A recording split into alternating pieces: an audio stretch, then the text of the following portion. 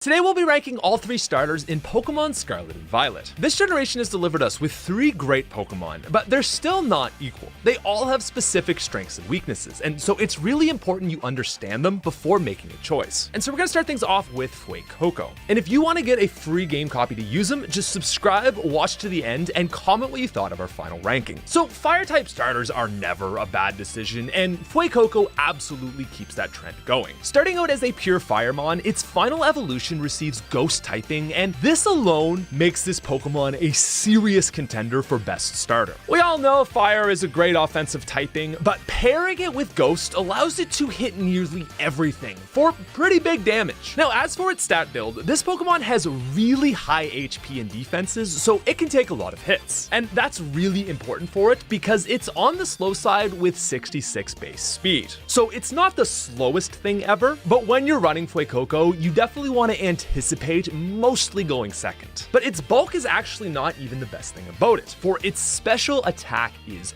awesome. Its fully evolved form, Skeledirge, has a nice 110 special attack. So overall, it's a Pokemon that can take a lot of hits and deal out massive damage. And because it can take so many hits, this also makes it a great contender for terraforming. You get the 2 times damage on the fire, and oh man, it's just, it's a beautiful thing. But anyway, let's talk about its actual in-game performance. Now, in fairness, the Fuecoco line does definitely not shine through the Team Star bosses. Running against Fire, Dark, Poison, Fairy, you really only have an advantage in the final fighting one, as Ghost gives you immunity. Things are also not great in the Titan fights. Other than it just being a good solid Pokemon, it's not bringing anything special to the table against the flying, the fighting Titan. But the big steel metal worm thing does not like fire, so you've at least got that. Anyway, where Fuecoco really shines is, in my opinion, the most important place, against the gyms. We start the game with Bug followed by Grass. So the early game is just fantastic. Now the Grass gym does have a rock throwing Sudowoodo, so it's not a clean sweep, but Fuecoco gives you a massive advantage. Crocalor also does a great job of eating hits from the 3rd electric gym. Now it won't really help you in the water gym, but from here, things pick up big. The 6th gym is Ghost type, and I went into this fight thinking, you know, I'm probably gonna get wrecked quite soon. But Skeledirge is so tanky, it's able to eat Shadow Balls and hurl them back to one-shot the opponent. I was absolutely blown away by its performance in this gym. Oh, and what's that? Next up, we have arguably the hardest gym in the game, Psychic. And to combat these, I mean, you've got a super bulky Ghost type. It just, once again, eats her team up. You finish out with a clean win against Ice as well. To be fair, I mean, Ice is just not a very good type, but this gives you that additional advantage to just send it home that the Croc is the king of the gyms. Now, as for Elite Four, it does fall off a bit, but really only a bit. And that actually takes me to one of my favorite things about Skeledirge. So it gets the special move Torch Song. It's an 80 base power special attacking fire move. But every time you use this, your special attack gets boosted by 1. So if you can just get in on something that can't do a lot to you, you basically, you know, after 2 hits, can one-shot anything. But to make this Pokemon even better, it can also learn Flame Charge. I had a ton of fun against the Steel Elite 4 member with this strategy. Pop off a Torch Song, get that special attack up. Now that your special's a little bit higher, you can finish this mon off with the Flame Charge, and all of a sudden, you're kind of fast. This strategy combined with its tank makes for a very fun strategy, and if anything else fails, you can always just throw off a Shadow Ball. So up next we have the Water Duckling, Quaxly. Compared to the Fuecoco line, Quaxly runs a much more sleek and balanced build. It's got considerable less bulk with 85 HP, 80 defense, and 75 special defense, but its speed does pick up to a base of 85, which makes it outspeed a decent number of Pokemon. I certainly wouldn't call it fast, but it is above average. Where the Quaxly line really shines though is with its attack. With 120 base, this thing boasts the highest attack stat of any of the starters. Now, of the 3 starters, Quaxly actually probably has the weakest start. You get the move Wing Attack quite early, and the first gym is Bug, so you do okay there. But after that, it's Grass, followed by Electric, and then Water type. But unfortunately, there's more to it than just that. Because of the 3, Quaxly's early game move pool is definitely the worst. You're stuck with the 40 base power move Aqua Jet until level 23. And the drop off in power with this Pokemon becomes noticeable very quickly. Even when you evolve it at 16 to Quaxwell, you're just not doing enough damage. But at level 23, you get the move Aqua Cutter, a 70 base power move with a higher chance to crit. And this better damage output really sees the Pokemon start to pick up. I think it's really once you get its evolution at 36 and go take on the normal gym where the Quaxly line really starts to shine. You've got a now very powerful physical attacker with fighting moves, so the normal gym is obviously quite easy. Of notable side fights, you've got a Fire Team Star fight, there's the Big Steel Worm, which you can also take down with fighting, and the Iron Tusk Donphan is part ground, so water is super helpful there. And while the move Aqua Cutter is good, there's one last piece of the puzzle that really takes Quackaville up to another level, and that's its signature move, Aqua Step. It's got 80 base power with a guaranteed chance to raise your speed. And this is where Quackaville really starts to pick up. Because with 85 speed, you really only need one stage boost to start outspeeding nearly everything. 2 basically guarantees outspeeding, and now, all of the sudden, Quackaville has turned into an above averagely bulky sweeper. You've got really strong water moves for the Ghost Gym. With fighting, you won't do super well against the Psychic Gym, but you do have the option to Water Terraform. And with the final Ice Gym, fighting is also going to do really well. And honestly, Quackaville continues to shine even brighter in the Elite Four. The first Elite Four member uses ground, and strong water moves are great here. Up next is Steel, and a fast fighting type is really useful here as well. You'd think Quackaville would fall off in the flying 4th Elite Four member, but it doesn't. Because not only can you terraform into pure water type, but Quackaville also gets an ice move.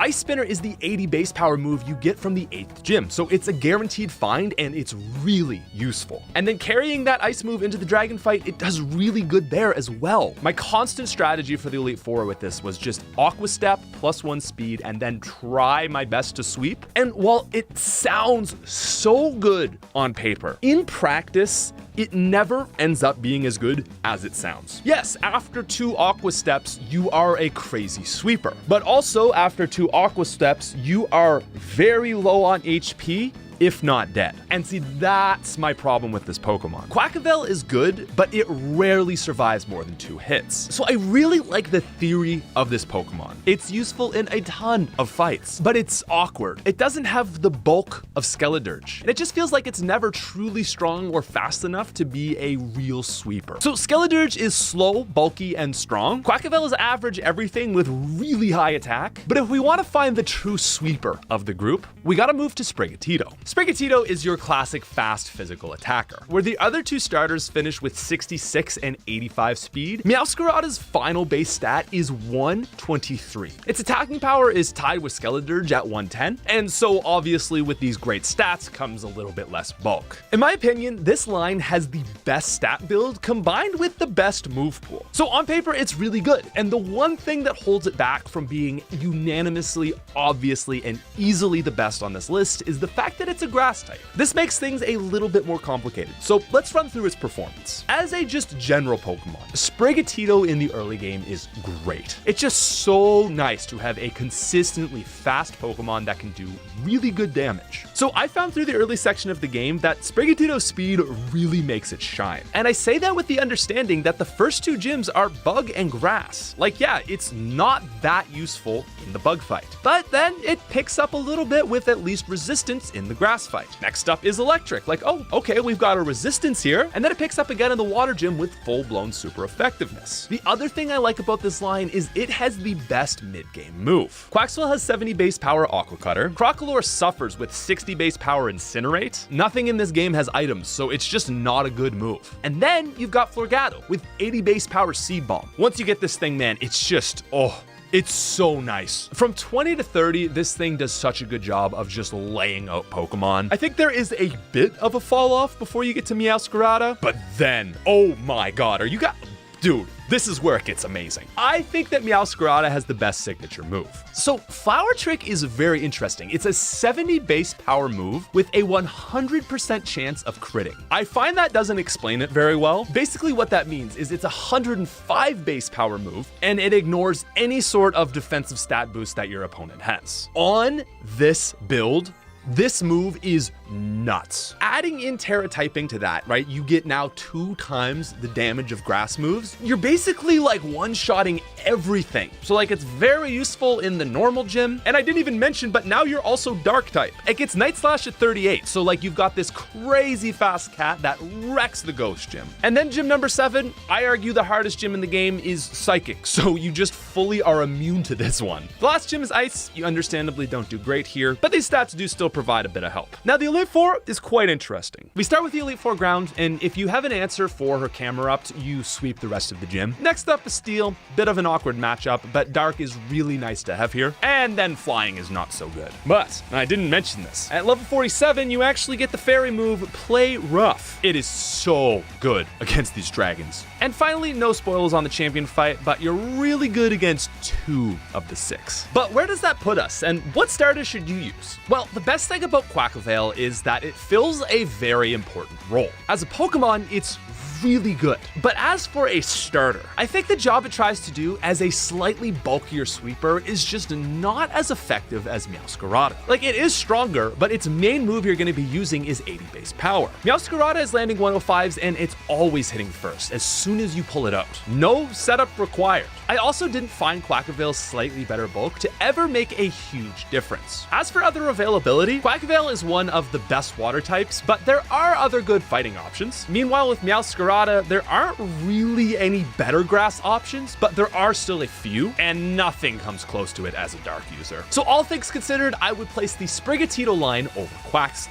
But what about the Fiery Croc? Fire types are not hard to come by in Scarlet and Violet. And if you're playing Violet, you literally have another option for a Ghost Fire type in Ceruledge. And that's not the only good Ghost type either. Annihilate is an excellent Ghost replacement. So Skeledirge is easily replaceable. But the only time where this Pokemon is bad is probably level 25 to 36. This thing makes the last 3 gyms like free. And it's got really solid use in the Elite Four and Champion fight. And so with that, I personally think in a vacuum, Skeledirge is the best starter. But Pokemon is not a vacuum. And while Skeledirge is amazing, I have yet to find anything that just fills the void like Meowscarada. Its typing is unique and it fills its niche well. And so for that reason, I rank these 2 at a time. So thank you guys for watching. To enter the giveaway, subscribe to the channel and comment what you thought on the ranking down below to enter the giveaway.